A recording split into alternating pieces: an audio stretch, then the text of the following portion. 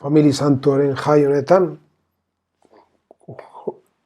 Gabonetako sortxugunien ospatzen da, baina gaur, momentuz, berehala etortzen dira.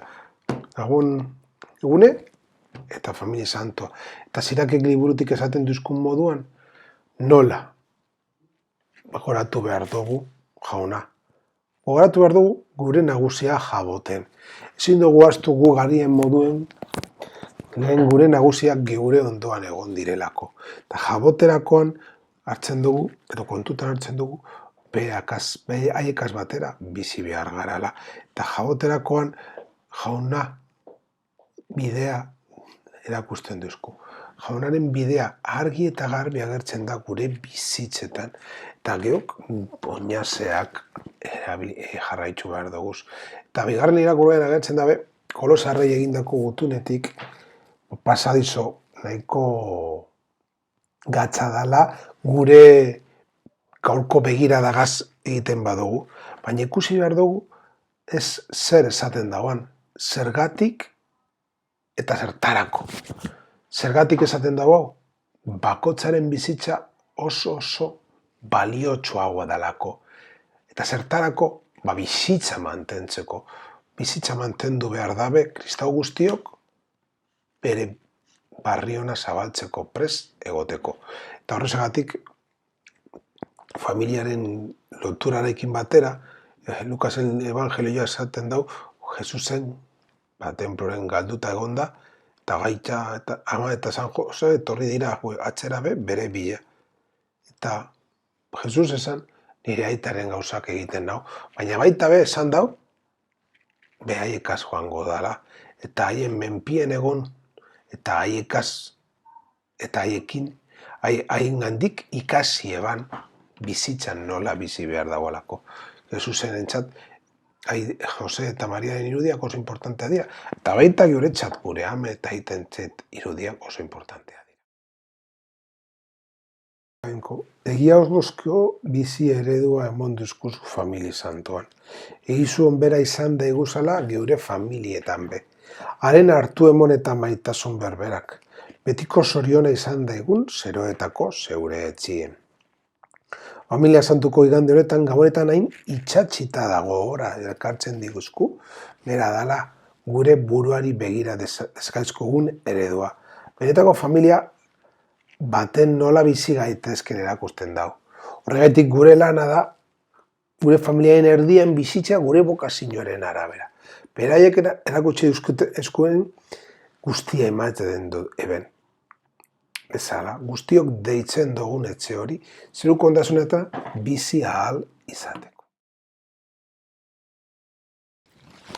Bakezko opari hau zuri eskaintzean, jauna apala eskatzen dutzu, jangoikoaren ama biziaren eta Jose Santuaren otoitzari esker, gure familia bizi daitezela sendo zuri adizkidetasunean eta bakian. Jaunari ordezko sakrifizioa eskaintzen dutzago. Ordaintze odol bakoaren sakrifizioa, haren bidez gure pekatuak barkatzeko. Gure erreguan jaunari eskatzen dutzagun, misterio eragitzuaren zaindari diranen arteko intersesioa. Ama Virginia eta San Jose, baliotxo da eskaintze oparien gaineko otoitz honetan ja eskareagoa zela. Gure famili guztia jangoikoaren grazian eta bakean gorde ditzan sakrifizio ordezko hau. Zalde hon lehen begiratu emon dezakena baino asko sakonagoa da. Izan be, bateo dala eta danok garala famili bateko kideak. Ole izaren jangoikoaren semalaben familia dan. Zebizitogun edo jangoikoaren grazia eta bakea mantentzen saiatzen garan. Gabonaldiko bigarren prefazioa. Jainko gizonaginak dana barrizten dau. Gaur ospatzen dugun misterioko jai honetan Kristo jauna, jainkoizko izaeran ikusezina dana, gure izaera agertu da. Eta gizaldi guztiak baino lehen sortua, gizaldi baten izaten hasi. Jauziak ziran guztiak beragan jasorik, diran guztiak euren betean barriro sartzeko. Eta galdu eguan gizakia, zuretoko erreinuera barriz erakartzeko. Gabonetako bigarren prefazio hau lehenengo baino desente luziagoa da, eta Kristoren gizakunderen esanaraiari buruzko ibilbide ba egiten duzku.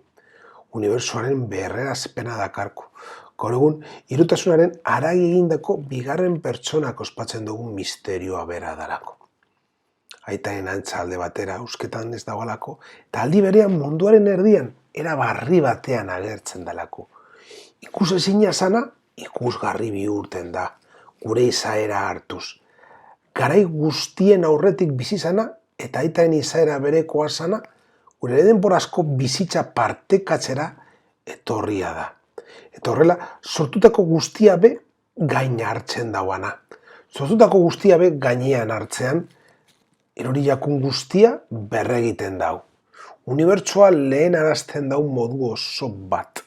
Horrela gutako bat eta guztiei gure izaerenez deitzeko pekatu itxi eta zeruetako erreinura joateko. Sakramentu honen bidez zindar barritu gaituzunok bizi gaitezela familia santoen antzera. Lunoretako nekien ondoren, beragaz batera betiko zorriona lortu da egun. Familia santoen egunean gogoratzen jaku, jangoekoaren aitatasuna eta aita errokitzuaren aitatasuna dela. Horregatik, eskatzen dutzu sakramentu honek jaso ditugunok misterioa bizi dezagula. Familia santoren eredua leial jarrai dezagun. Bere gure bizitzako ezbehar guztien gainean, betiko zorionaren garaipena lortu da egun.